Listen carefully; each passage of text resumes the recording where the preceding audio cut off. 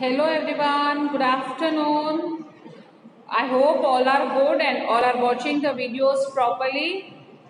Did you completed the activity which I gave you last period about the crossword? Still some students has not given me the work. Please send me on WhatsApp as soon as possible. And even your unit test has been started, second unit test, and I hope everybody is giving their paper honestly and properly. Write with a neat handwriting, write properly and learn properly. Okay?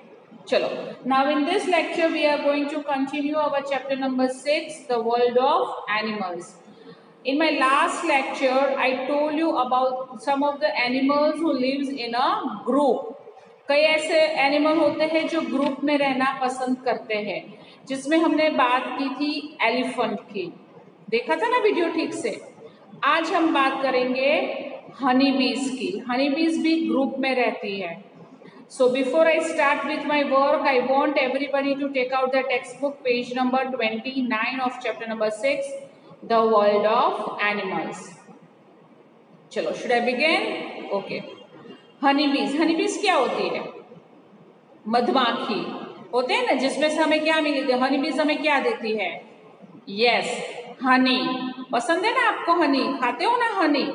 पर आपको ये पता है कि हनी बीज होती है वो हनी किस तरह से बनाती है, किस तरह से वो हनी को साथ में मतलब फ्लावर के नेक्टर में से वो किस तरह से हनी फॉर्म लेता है, वो पूरा प्रोसेस आज मैं आपको यहाँ पे एक्सप्लेन करूंगी।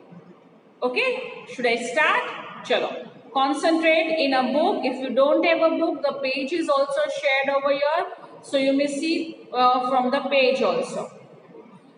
Do you know what a group of honeybees is called? It is known as swarm.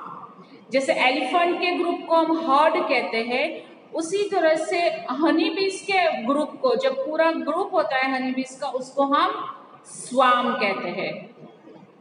Honey bees are social animals and they live in colonies. वो एक सोशल एनिमल कहलाता है और वो कॉलोनीज में, जहाँ पे हनी बीज रहता है उसको हम कॉलोनीज कहते हैं। Each colony of bees has a queen bee allot many female workers bees and some male bees that are known as drones. हर एक कॉलोनी में एक बी होती है ना, वो क्वीन कहलाती है। क्वीन मतलब सबसे ऊपर है ना, हेड, क्वीन। और दूसरी सारी कई फीमेल बीज होती है और मेल बीज भी होती है। वो सारी फीमेल बीज और मेल बीज को हम क्या कहते हैं? ड्रोन्स कहते हैं। लेकिन सबसे मेन होती है वो कौन होती है? Queen B.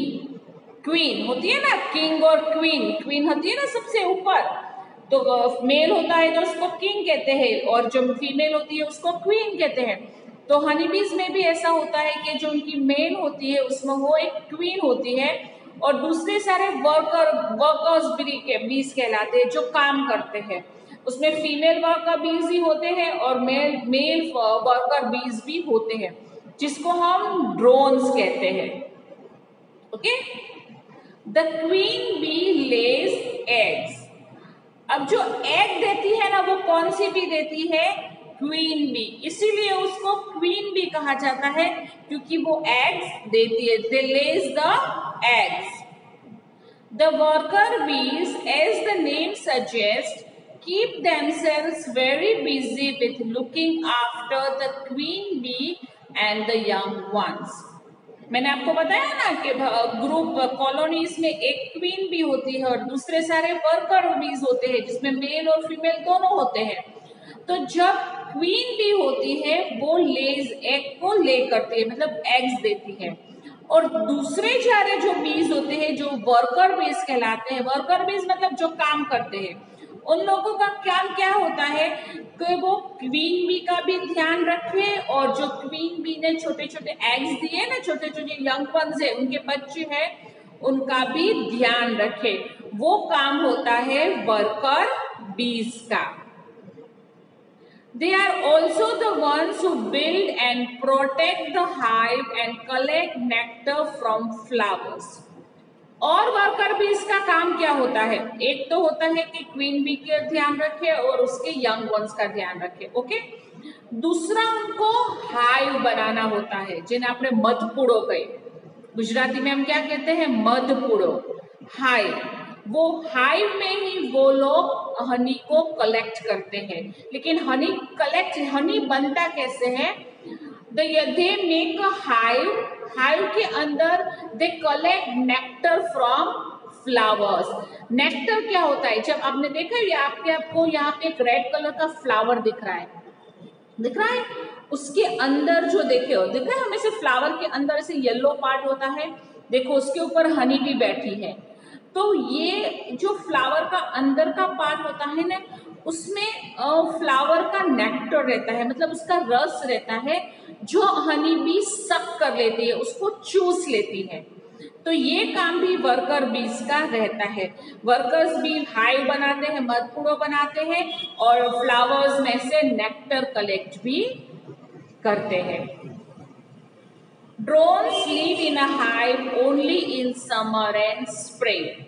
ये सारी काम वो लोग ज्यादातर समर एंड स्प्रिंग सीजन में ही करते हैं, तभी ही ड्रोन्स जो वर्कर बीज होते हैं वो अपने हाइव्स में रहते हैं। वो फ्लावर्स में से नेक्टर कलेक्ट करके फिर अपने हाइव में जाके उसमें डाल देते हैं। कैसे करते हैं वो मैं आपको पूरा एक्सप्लेन करती हूँ, लेकिन आई होप यहाँ तक की बात समझ में आ गई है कि ग्रुप को क्या कहते हैं, हनी बीज के ग्रुप को स्वाम, और वो कहाँ रहते हैं, कॉलोनीज में रहते हैं, राइट। और उनमें एक मेन होती है जिसको हम क्वीन बी कहते हैं, जो एग्स को लेज करती है, और दूसरे जो बीज होते हैं वो वर्कर बीज कहलाते हैं, जिसमें मेल एंड फीमेल दोनों होते हैं। और वो लोग क्या करते हैं, वो क्वीन बीज और उनके यंग वंस का ध्यान भी रखते हैं और साथ साथ में हाइव भी बनाते हैं और फ्लावर में से नेक्टर को सक भी करते हैं, ओके। और ये काम ज्यादातर वो कब करते हैं, स्प्रिंग एंड समर सीजन में, क्योंकि तभी वो हाइव में रहते हैं। चलो, when the bee finds nectar in a flower, it begins a dance to communicate this piece of news to other bees. जब एक बी होती है जिसको फ्लावर में नेक्टर मिल जाता है, तो वो क्या करने लगती है बताइए, वो भी डांस करने लगती है। जब वो डांस करती है दैट मीन्स वो अदर बीज को बुला रही है कि आप भी यहाँ पे आओ, ये फ्लावर में नेक्टर है, यहाँ से हम उसका जूस सब कर सकते हैं। तो वो दूसरे बीज को किस तरह से बुलाती है, डांस करके। The bees then suck the nectar from the flowers with their long, thin, tubular mouth part known as proboscis.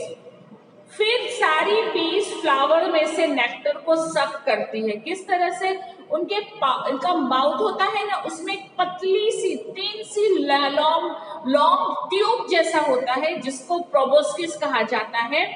वो हमने देखा नहीं होगा क्योंकि बीज बहुत छोटा होता है और वो तो अगर हम टच करेंगे तो हमें काट लेगा, स्टिंग कर लेगा। तो जिसने ये रिसर्च किया होता है ना बेटा, वो लोग हमें बताते हैं कि उसके माउथ में एक पतली सी ट्यूब जैसे, जिसको ट्यूबलर कहते हैं, उससे वो पार्ट को प्रोबोस्किस कहा जाता है, उससे वो अपना नेक्टर को सक करते हैं। समझ में आया? चलो, if you have a text book